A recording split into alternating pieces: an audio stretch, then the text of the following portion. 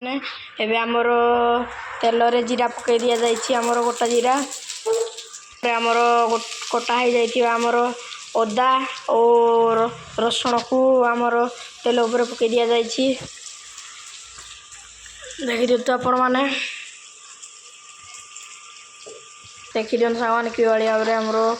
देखी दिंतु सांग मैंने आमर कटा हो रखि कैप्सिकम लंका गुड़ा को आमर तेल रे पका जाउछि जेहेतु आमर चिल्ली करा पणस कटा चिल्ली तार स्वाद आसब आउ टे पकईले देखी दिंतु आपण मैंने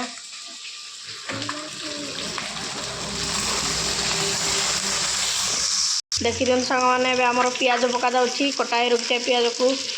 आपण मैंने भी कला बेले पियाज को गोल गोल साइज करके करेंगे जहाँकि आमर पणस कटा चिल्ली भल लगे स्वाद आसब देखी दिंतु आपण मैंने देखी दिंतु सांग मैंने आमर पियाज को भल भाव मैरिनेट कर सारापर आमर कटा रखि आमर बिलाती को पक मैरिनेट कर देखी दिंतु आपण मैंने दिंतु आपण मैंने आमर बिलाती पकागला मैरिनेट करने देखी दिंतु ग्रेवीटा को ये सांग मैंने देखी दिंतु सांग मैंने आमर मैरिनेट कर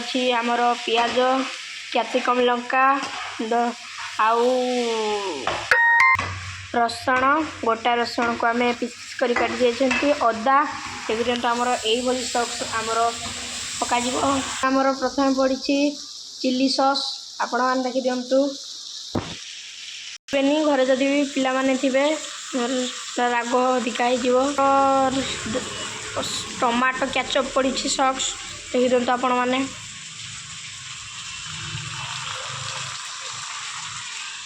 में हल्का सोया सॉस आपण मैंने चाहिए हल्का पकई पारे बजार में मिलूँ छोट सोया सॉस आनी पकड़े आपण मैंने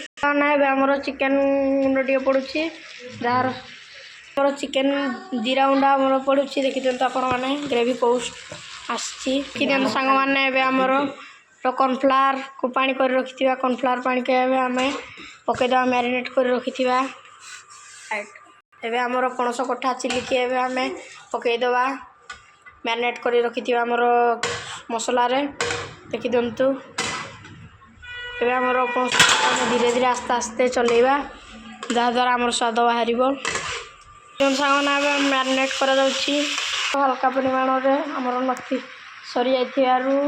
धनिया पत्र आम कम परिमाण धनिया पत्र पका देखी दिंतु सांग मैंने आमर पणस कठा रेसिपी पणस कषा कठा चिल्ली पूरा प्रस्तुत हो जाए देखी दिंतु आपण मैंने प्रस्तुत हो जाए आपण मैंने भी देखी दिंतु आमर मुझे चाखी कि बड़ी टेस्ट होती आपण मैंने कहे